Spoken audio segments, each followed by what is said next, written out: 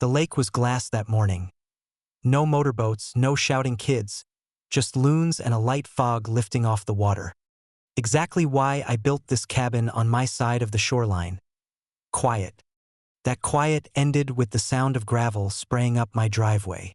Kyle, the entitled son of our HOA president, skidded to a stop on his ATV, no helmet, no invitation, grinning like he owned the place. "Move your kayak," he said, pointing at the dock. "I'm going swimming." I looked at him over my coffee. "You're not swimming here. This dock and the shoreline are private property." He smirked. "Lake's public.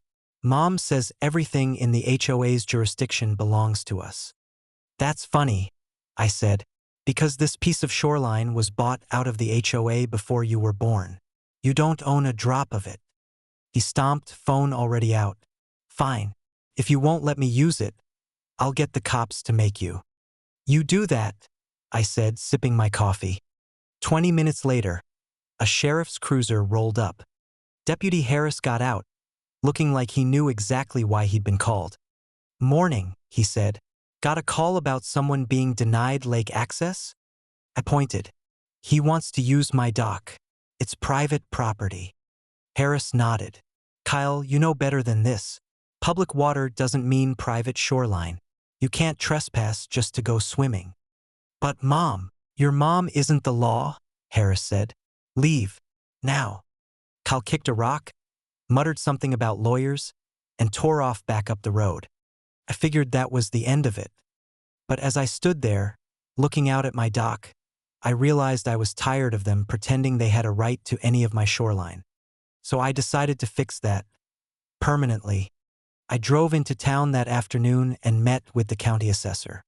Most people don't know this, but the HOA leases its only boat ramp and beach access through a series of easements on my land. That lease was up for renewal in 45 days.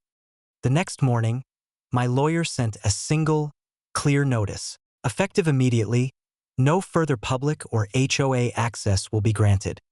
The dock, the ramp, and the shoreline easements are terminated. 2 weeks later, a convoy of trucks arrived with fencing, posts, and private property, no trespassing signs. By the end of the day, the HOA's only ramp was fenced off and locked. No more boats, no more swimming.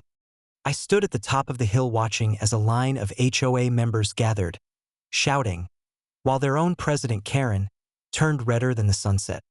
Karen stormed up the hill. "You can't do this. We need that access." "No," I said. "You wanted my dock. You don't get anything now. You'll ruin this community," she screamed. "You ruined it when you raised a kid who thinks 911 is a tool for getting his way." That night, the entire HOA email chain lit up.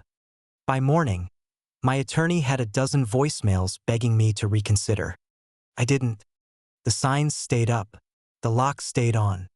Funny thing about taking away access, the lake got quiet again. Now, when I drink my coffee on the dock at sunrise, there's no one around, except maybe the loons and the faint sound of someone down the shore yelling at Kyle. Turns out, owning the land under their feet speaks louder than their HOA titles ever could.